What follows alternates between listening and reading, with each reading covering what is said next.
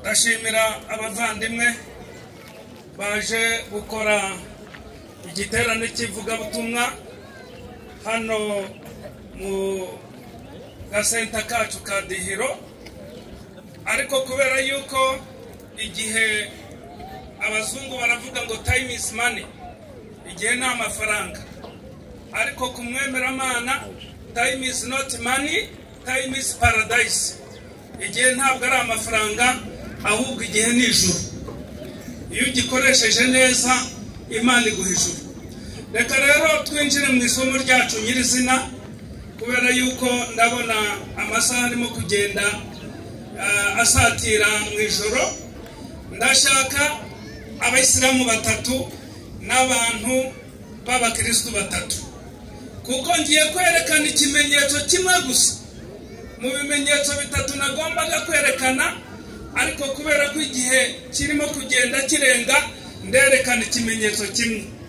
Ikimenyetso kimwe kiri ku mibiri y'abantu, wowe mu Islamu nawe mu Kristo, kigaragaza ko Muhammad ari intumwa y'Imana, kiri muri Qur'ani kikaba no muri Bibiliya.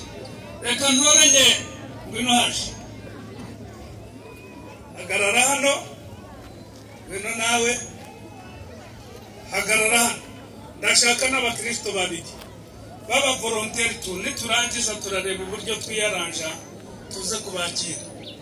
N'ubu volontaire busanzwe nta kibazo, babiri gusa turaza kwiyakira, ntimugire ikibazo, ntimugire ikibazo kabisa. Hagarara hano musore, ngwino dufashe,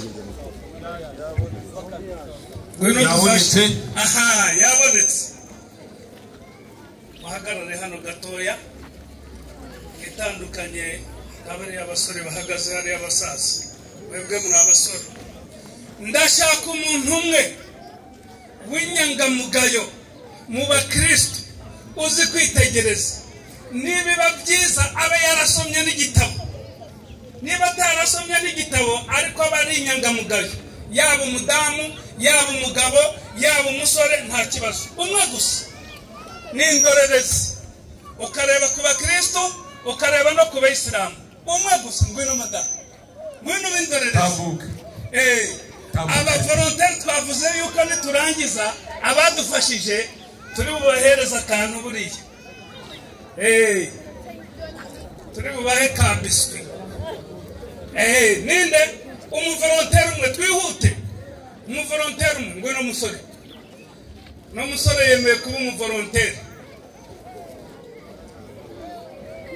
Uraza uri umutabera.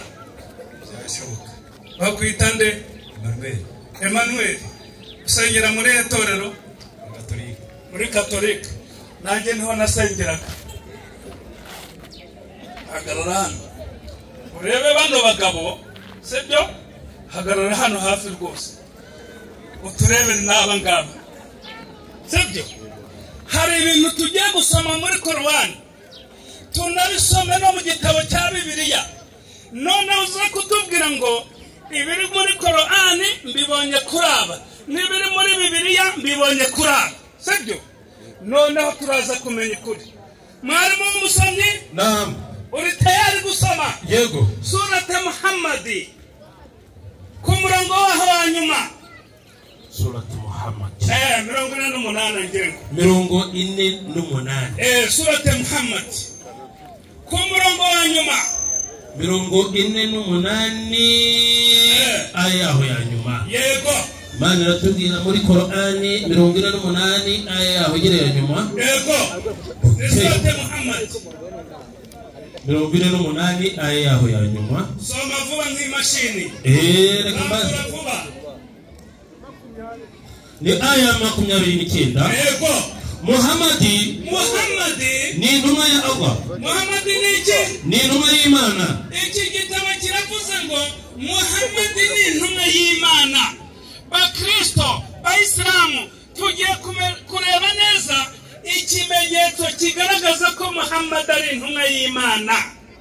Komeza inyandiko. Ariko komeza tubwira iti, irakomeza umurongo wa Qur'ani, urakomeza utubwira uti, kandi n'abandi bari kumwe nawe, n'abari kumwe na Muhammad aribo bamukurikiye twebwe Abayisilamu, bari nkazi kubatemera Allah. Kabisa bikabiki komeza inyandiko ibibaranga komeza inyandiko bakaba umunyamwe hagati yabo ubwabo ku bwabo abanyamwe hagati yabo ubwabo ku bwabo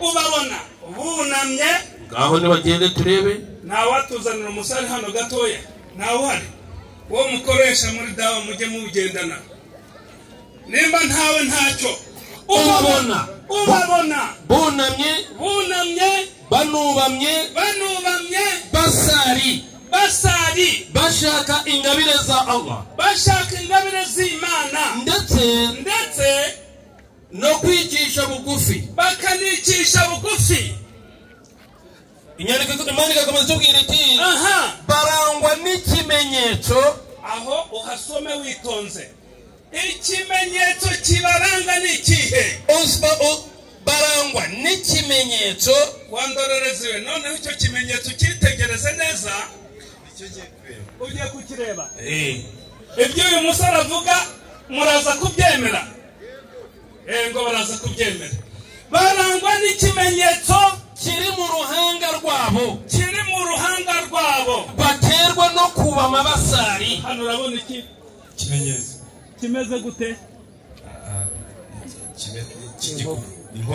inkovu yes aho ngaho urabona iki inkovu urabona inkovu hehe gaha kabaki kabisa hano urabona iki ngwino ntacyo aho urabona iki ntacyo abonye mu gahanga k'abakristo nta kimenyetso gihari birimo kumvikana mwarimu nushaka garukiriza aho ngaho kuko time is money reka twinjire no muri Bibiliya turebe noneho ko kiriya kimenyetso kiri noneho ku bakristo ibyahishuwe bya Yohana 9:3 ibyahishuwe igice cya 9 ku murongo wa 3 nyandiko tubwira iti yego mwarimu mu mwotsi havamo inzige ariko mwarimu mbere yuko uvuga umwotsi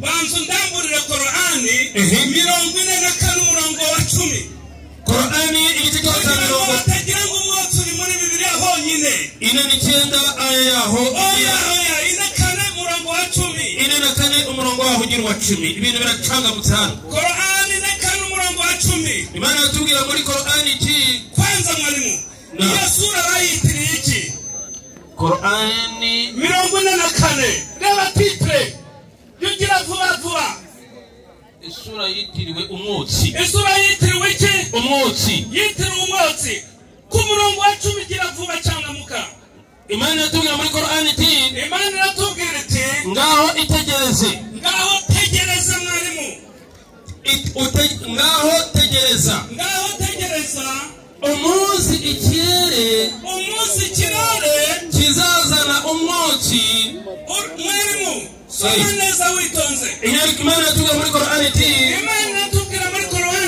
ngaho tegereza umunsi ikirere kizazana umwotsi umwotsi urumva ko mwarimu n'ibihe bizaza hari umunsi ikirere kizuzuramo umwotsi uwo mwotsi tuwusanga muri Bibiliya igice cya 9 ku murongo wa 3 Bibiliya iratubwira iti mu mwotsi havamo inzige zijya mu isi mu byahishuwe bya Yohana 9:3 soma mu mwotsi havamo inzige zijya mu isi muri wa mwotsi havamo inzige ziza mu isi zihabwa ubushobozi bwo gukora ibyo sikorupiyo zo mu isi zibasha gukora yego komeza inyandiko ariko zitegekwa kutagira icyo zitwara ibyatsi byo mu isi izo nzige Imana irazitegeka ngo ntimugire icyo mutwara ibyatsi kandi inzige ubusanzwe tuzi yuko zirya iki ibyatsi ingano zikona amasaka n'ibindi zikarya ibyatsi none izo nzige Imana irazitegetse ngo ntimugire icyo mukora ku byerekeranye n'ibimera ntimuzarya ibyatsi byo mu isi yego cyangwa ikintu cyose kibisi cyangwa igiti cyose kibisi keretse aho gusubiramo ako kantu keretse abo muzarya keretse abantu badafite ikimenyetso cy'Imana abantu badafite ikimenyetso cy'iki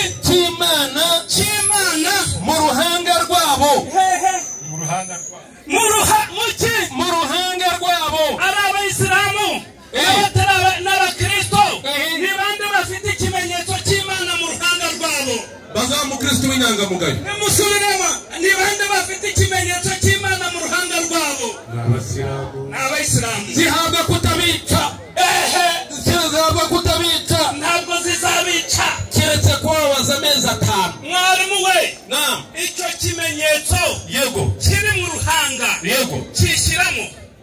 Qur'ani yatubwiye ko kizanwa no gusari. Subiramo ya aya kuko ngenda kuyinda. Qur'ani igice cyaho cya 48 aya 29 niwo twasomaga. Okay.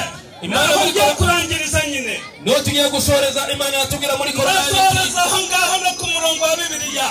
Nyandiko iratubwira ku murongo wa 20. Nyandiko iratubwira iti 29 soma vuba. Haragira ati Muhammad ni intumwa ya Allah. Muhammad ni intumwa y'Imana. Kandi nabari kumwe nawe. Abayisilamu bari kumwe nabo. Bari bakaze. Kubatemera Allah. Yego. Bakaba abanyamwe hagati yabo. Bwabo ku bwabo. Bamaze inyandiko vuba nka computer. Ubabona bunamye. Noneho mwuname muzambesa. Ubabona bunamye. Banubamye. Munubame kabisa. Banubame. Icisha bugufi imbere y'itegeko ry'Uwiteka. Bagize bate? Bubamye. Basari. Bashaka ingabire za Allah. Bashaka ingabire zande. Z'Imana. Bashaka ingabire z'Imana. Ndetse no kwicisha bugufi. Barangwa n'ikimenyetso. Muhaguruka ariko ntimuhanagure. Mwarimu. Iyo barangije kunama. Barangwa n'ikimenyetso. Ikibaranga nyuma yuko bamaze kunama. Barangwa n'ikimenyetso kiri mu ruhanga. Ikibaranga nyuma yuko bamaze kunama. Yego. Nimuhindukire n'aba bababone. Iyo bamaze kurama ya nkovu iraza hano mu gahanga kabo. Naam. Kubera ko bubamiye iki? Imana umuremyi wabo. None se mwarimu. Naam. Yesu yari afite kiriya kimenyetso mu ruhanga rwe. Yego. Yari agifite kubera iki? Ko yubamaga. Mariko 14 umurongo wa 28. Twanyaguza vuba turangize. Inyandiko iratubwira muri Mariko. Barangije inyigisho zanjye aho ngaho. Mariko 14:33. Mariko 14 umurongo wa 28 gira. Yesu arababwira ati 35 arababwira ati 35. Yesu yigira imbere ho gato. Aha noneho tugiye kubireba. Yesu yigira imbere ho gatoya. Yubama hasi. Yesu yigira imbere ho gatoya. Oya, niba abakristo bemera Yesu. Urata gatoya komeza wowe ibyo nkubwira gusa. Inyandiko iratubwira iti Mariko 14:35. Mariko 14:35. Yesu yigira imbere ho hato. Yesu yigira imbere ho gatoya. Yubama hasi. Arasenga. Agira gute? Arasenga. Yesu yubama hasi arasenga. Asenga Imana. Ngo niba bishoboka. Yego. Icyo gihe kimurenge. Yego. Muri Matayo kangahe baba? 11. Igice cya 11 Matayo. Nahageze 11 umurongo wa kangahe? 28. 29. Mwese abarushye n'abaremerewe. Naho ngaho. Nimuze musange ndabaruhura niho. Naho. Mwemere. Kuba abagaragu banjye. Ego. Munyigireho. Mwigire kuri nde? Kuri Yesu. Mwigire kuri Yesu. Niyo mpamvu rero uyu Yesu wapfukamaga ikimenyetso cy'Imana kikamuza ku ruhanga. Yego. Abangaba niwe bagombaga kwigiraho kugira ngo nabo bazane iki? Ikimenyetso cy'Imana mu ruhanga rwabo. Ariko kubera ko banze kubama ahubwo bagasenga bahagaze abandi bicaye ku ntebe nk'uko Uwiteka yicara. Yego. Niyo mpamvu badafite ikimenyetso cy'Imana mu ruhanga rwabo. Inzige bagize gute? Zirabariye. Inzige zirabariye. Ubaburiye. Bityo muvandimwe nukuri buri wari wese umaze kumva ijambo ry'Imana akaba amaze gusobanukirwa ukuri, ntunangire umutima wawe uze wibere mu Islam. Kabisa. Birashyushye. Birashyushye.